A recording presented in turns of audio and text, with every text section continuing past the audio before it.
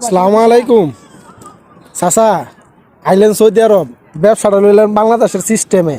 বাংলাদেশে না দেখলাম এই ধরনের চা মানে কেটলি নিয়ে আপনার দোকান পাড়ে ব্যবসা বিক্রি করে। তা আপনি সৌদি আরব আইসা এই ব্যবসা ধরলেন, আলহামদুলিল্লাহ ব্যবসা করেন ভালো, কিন্তু আপনি সৌদি আরব আইসা এই যে চা, তারপর আর কি কি আছে দেখি, বাদাম ঠান্ডা পানি, কষ্ট নিবেন একটু দেখি। এই যে বাদাম ঠান্ডা পানি, হ্যাঁ ঠান্ডা পানি, আচ্ছা পানি পানি বাদাম, আচ্ছা আচ্ছা এই যে বাদাম হিমালয়ের বাদাম কোম্পানির। আচ্ছা আচ্ছা এটার ভিতরে কি এর কি মধ্যে আছে? আছে নানা পাতা, লেবু, চার কাপ, ওয়ান টাইম। আচ্ছা বিষয়টা কি, এই জায়গায় কি আপনি চা ওই যে পার্কে, এই যে পার্ক দেখা যাইতেছে এই জায়গায় না, এই পার্কে বিক্রি করতেছেন আপনি না?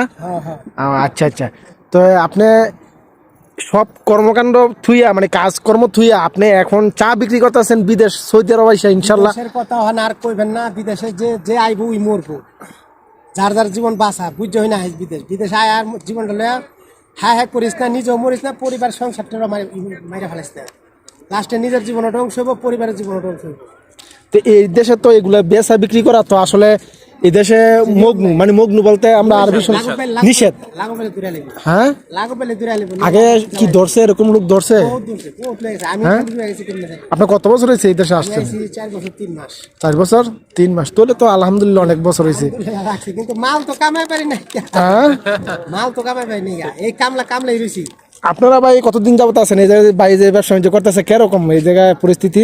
ভাই এই ব্যবসাটা কি কেউ এইভাবে ধরে বিলাই অতি ঠেলাতে মান্দাল গাছ উঠে না, ঠিক আছে? বেশি বিপদ বললো এই বিলাই মান্দাল গাছ উঠে, বুঝলি? যখন যে জীবন যখন না বাঁচে তখনই মান্দাল গেছে কয় আমার শরীর ফাইরা যায় জগা, কিন্তু আমার জীবনটা বাঁচাইতে হইব।